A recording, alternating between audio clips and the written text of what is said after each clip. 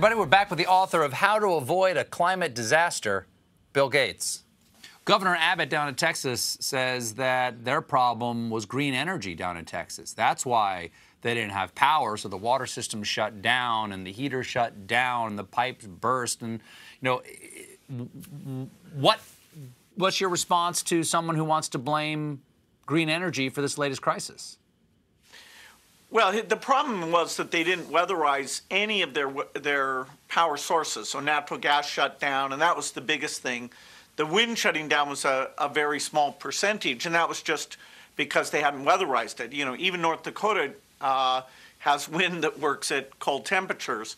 There are two really valid points here, though, which is we're going to have more of these crazy weather events, even cold ones like that, because of climate change.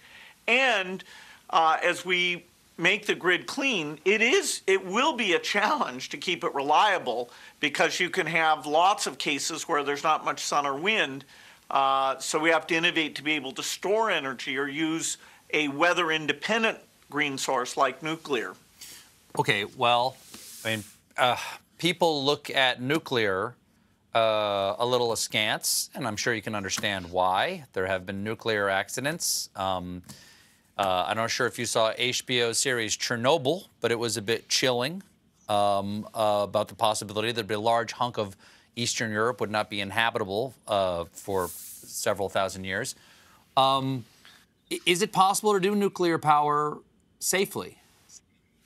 Absolutely. We need a new design. The overall record, despite Chernobyl, you know, compared to what coal's done to people's health and coal mines and natural gas pipelines blowing up, it's quite good, but it's not good enough. So we need to start from scratch and have a reactor that the operators can never mess up, that no matter what, the radioactive stuff stays on site. And I'm involved in a company that just got a U.S. government contract to prove that there's this new super safe generation. Not to push back against someone who knows more about this than I do, but isn't the danger with nuclear reactors not so much that other forms of energy don't kill people in the long run, but that a large chunk of the planet doesn't become uninhabitable as a result of an accident when nuclear radiation is spread like a poisonous sauce over Ukraine? No, the Chernobyl was a huge disaster, and you know the radioactive material spread out of the reactor, and you know people had to leave that area, and you know you have to keep the stuff in the reactor.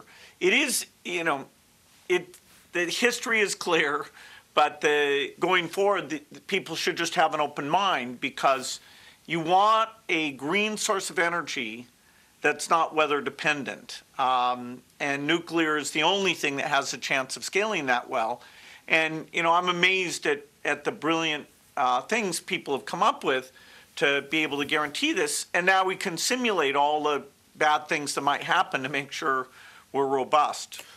At 65 years old, do you have anything you want to say to this guy from 37 years ago? Can you see this fellow right here? Yeah, he was a madman. He worked all the time. He didn't think old people had any good ideas, so I'd tell him to mellow on that one. Are there any things you would say like, don't do that? Don't pursue that project? Is there anything that you would wave him off? Be nice to the government. Be nice to the government? Why, was this guy just a little creep to the government? No, he eventually got into an antitrust trial. Oh, that's right. That's right. And was he right or wrong for defending his actions? I'm too biased to answer that question. You're eminently fair to yourself. Well, Bill, thanks so much for being here. Well, thanks. Great to talk to you about the book. I was waiting for a thanks back, that's all. Can't believe how hard I had to fish for that one. How to Avoid a Climate Disaster is available now. Bill Gates, everybody. We'll be right back with a performance by Tune Yards.